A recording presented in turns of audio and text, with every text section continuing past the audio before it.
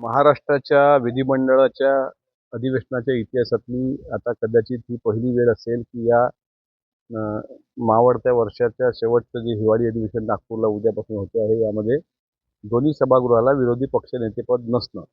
जर विरोधी पक्षनेता नसेल तर लोकशाही सुदृढ राहत नाही.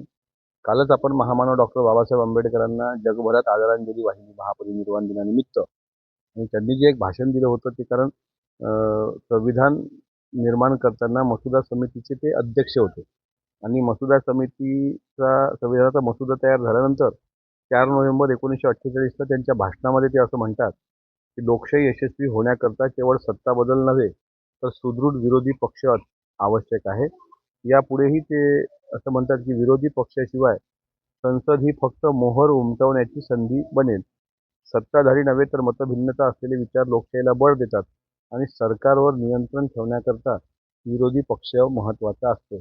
जर विरोधी पक्ष अस्तित्वात नसेल तर सत्ता निरंकुश होणार आणि जर सत्ता निरंकुश झाली तर एकतर्फी निर्णय होणार. उदाहरणार्थ साधुग्राममध्ये कुंभमेळ्याच्या धर्तीवर झाडांवर कुऱ्हाडी चालू नयेत याकरता पर्यावरणप्रेमी मोठ्या प्रमाणात एकवटला आहे. चित्रपटसृष्टीतले अनेक लोक एकवटलेले आहेत आणि अशा वेळेस ते एकवटलेले असताना उद्या चालून जर सरकारने एकतर्फी निर्णय घेतला की सेवाग्राममधली सगळी झाडं हटवा आणि ती कापा, तर तो निर्णय सर्वानुमते ठराव मंजूर होतो आणि हे लोकशाहीला धोकादायक असतं.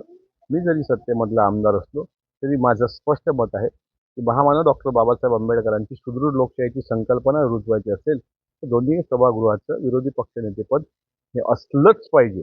त्याशिवाय आपली सत्ता ही शुद्ध होणार नाही. नाहीतर सत्ता सैलभैर होईल आणि एकतर्फी शासन निर्णय जर लागू झाले तर उद्याचे महाराष्ट्राच्या हिताच्या दृष्टीनं चांगलं चित्र नसेल.